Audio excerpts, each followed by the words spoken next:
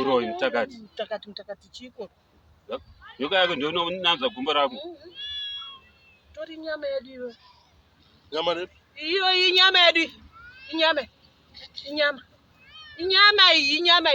Oyo wasinyama.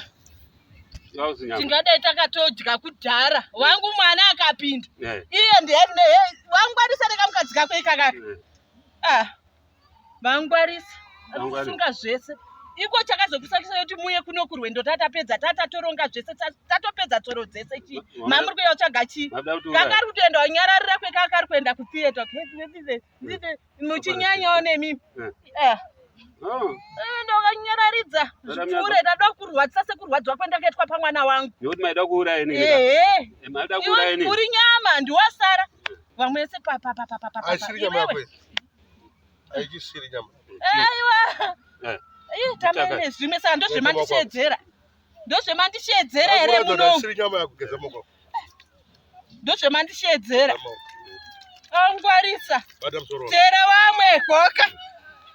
Iwe Charisi. Charisi. Ndabona ndana nesimba. Ari simba ndani. Ari simba ndani.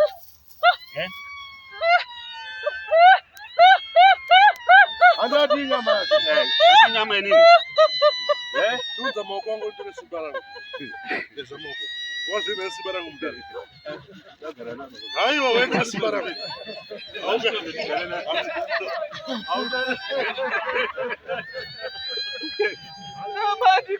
Ya takugona. Madikona. Inyoka dzakwe idzodzo. Ya.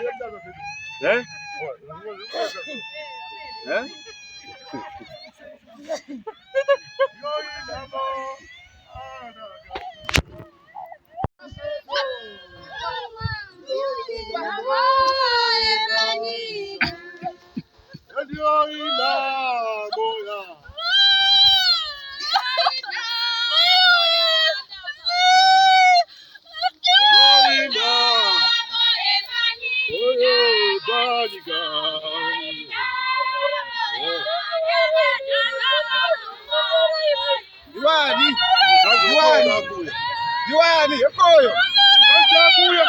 Yakuya.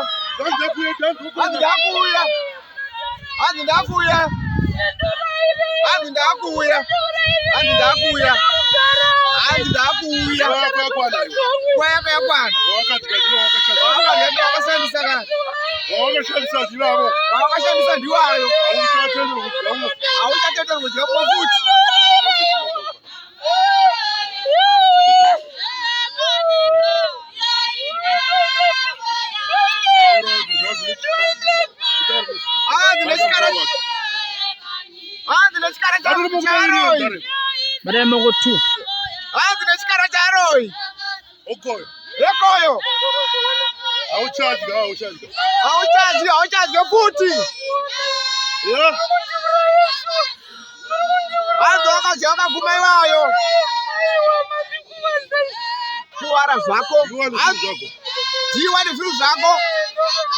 Jiwa nezvinhu zvako. Jiwa nezvinhu zvako. Jiwa nezvidhoma zvako. Jiwa nezvidhoma zvako. Jiwa nezvidhoma zvako.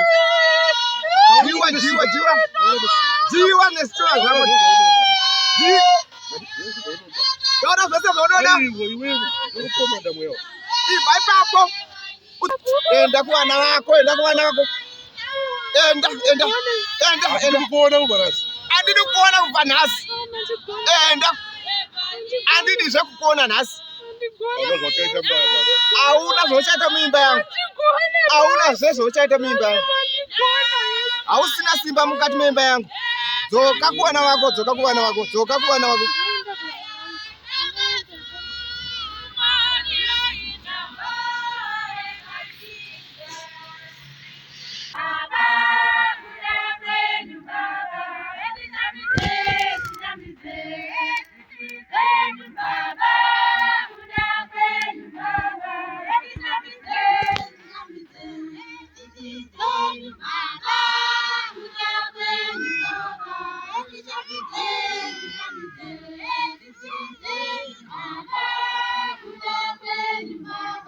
Happy birthday,